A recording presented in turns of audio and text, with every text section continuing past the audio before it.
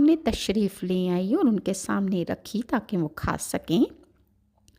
حضرت آدم علیہ السلام نے چاہا کہ وہ اس روٹی کو کھا لیں تو جبرائیل علیہ السلام نے فرمایا کہ ذرا تأمل کیجئے، آفتاب غروب ہونے دو تاکہ تم روزہ دار ہو۔ جب شام ہوئی اور آدم اور حوا نے ساتھ مل کر روٹی کھائی، پھر دوسرے دن جب دوبارہ ان کو کھانے کی اشتہا ہوئی تو حضرت آدم علیہ السلام نے دیکھا کہ ایک خال سیاہ سینے پر نمودار ہو گیا ہے، یعنی ایک سیاہ دبا ان کے سینے پر نمودار ہوا اور وہ جلدی بڑھنے لگا، یہاں تک کہ 7 دنوں کے اندر اندر حضرت آدم علیہ السلام کا رنگ سیاہ پڑ گیا۔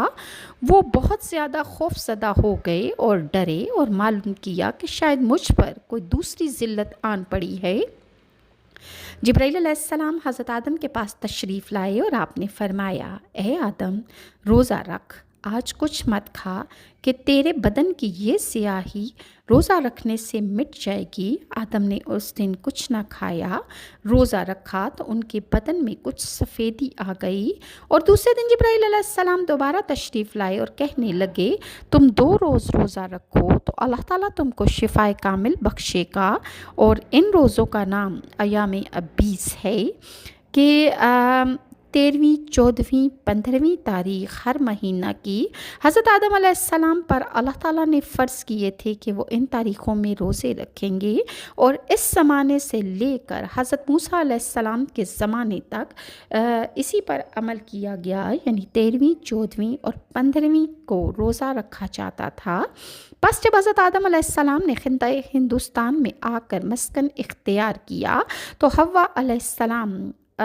حاملہ ہو گئیں، اور ان کا ایک بیٹا اور ایک بیٹی پیدا ہوئی، جس کا نام قابیل اور بیٹی کا نام اقلیمہ رکھا۔ وہ بیٹی نہایت خوبصورت تھی۔ پھر حضرت حوا دوبارہ حاملہ ہوئیں تو اس روز ان کا ایک بیٹا اور ایک بیٹی دوبارہ پیدا ہوئے، جن کا نام حابیل اور بیٹی کا نام غازہ رکھا، مگر یہ بیٹی ان کی خوبصورت نہ تھی۔ روایات میں ہے کہ حضرت حوا علیہ السلام 120 بار جنی تھیں، یعنی 120 بار وہ حاملہ ہوئیں۔ حضرت ابی بن کعب سے روایت ہے کہ رسول اللہ صلی اللہ علیہ وآلہ وسلم نے فرمایا کہ اللہ تعالیٰ نے حضرت آدم کو جب پیدا فرمایا تو وہ لمبے قد والے، بہت زیادہ سر کے بالوں والے تھے،